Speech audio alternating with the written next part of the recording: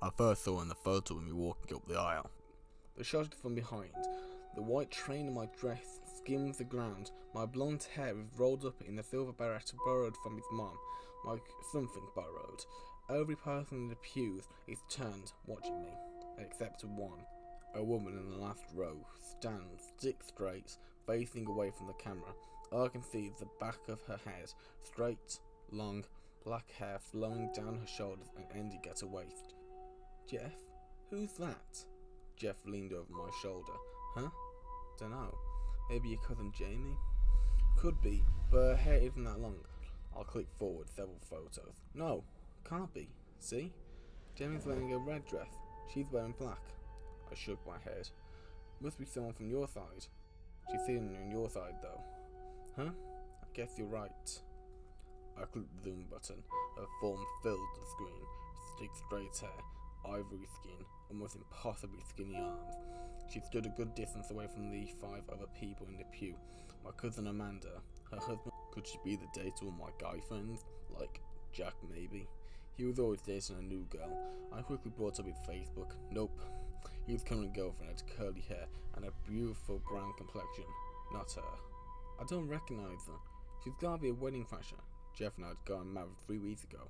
We'd just gotten our wedding photos back. I'd braced myself for surprises. One that made me look like I had a double chin, or shots of my 60-year-old parents shaking it out on a dance floor. But I didn't expect this. I can't believe it. This was our special day, and this rando thinks she can just come and crash it. I'm sorry, Jess. She could have had the decency to look at me as I walked down the aisle at least, I grumbled. I clicked away from the photo, trying to forget about her and just enjoy the photos. A few more photos of the ceremony. She wasn't in them. I lingered on the photos of us and the bridal party, my heart glowing. Then I got the reception photos.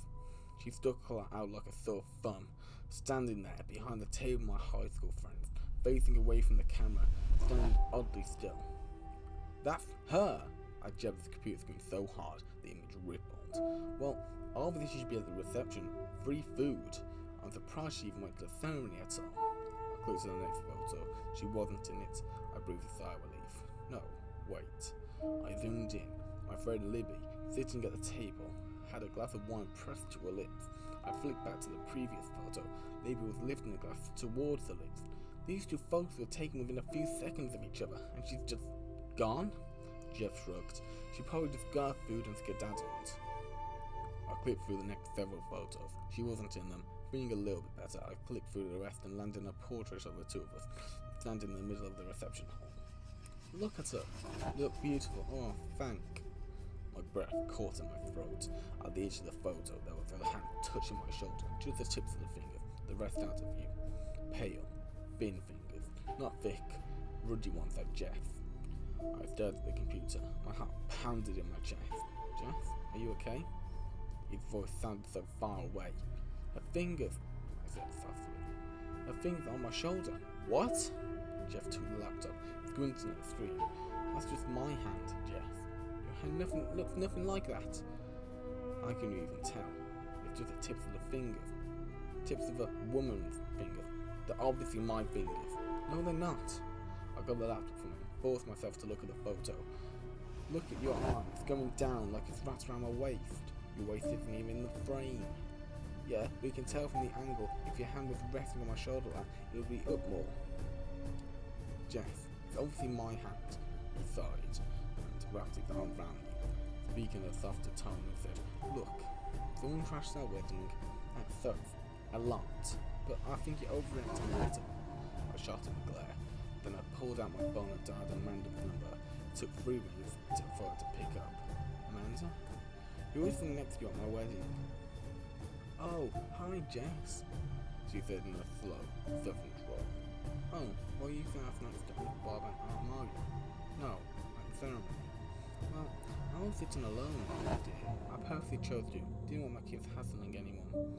No, there was a woman in the same pew as you. Tall, black hair. No, it was just me and Will and the kids. I mean, at least I don't remember seeing anyone else. I talked to Amanda another 10 minutes, then said I had to go. I collapsed onto the couch next to Jeff, leaned my head against his shoulder. Jeff reached over and rubbed my shoulders. My eyes flickered closed, and breathing flowed. Don't worry about it, babe. Don't worry about it, some woman creeping at you at your wedding. It's all okay. I didn't know what was going on, but I didn't like Jeff's tone, the way he was speaking to me like something fragile, easily broken. I'm going to take a shower, I said, getting up from the sofa abruptly. I slammed the bathroom door behind me and started to run the water, peeled off my clothes and stared at myself in the mirror. Seeing clouded out from the shower, I stepped in. The hot water hit my back, running down my body, and the stress began to fade away. I reached for the shampoo, scrubbed it in, rinsed it out, stood in a stream of water and let it run over my face for seconds, minutes.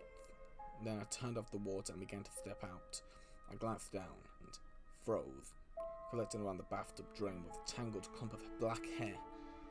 Before I could react, thin, cold fingers grabbed my shoulder, pushed, and I slipped on the wet ceramic, my body falling with a painful crack. Pain shot through my body like fire.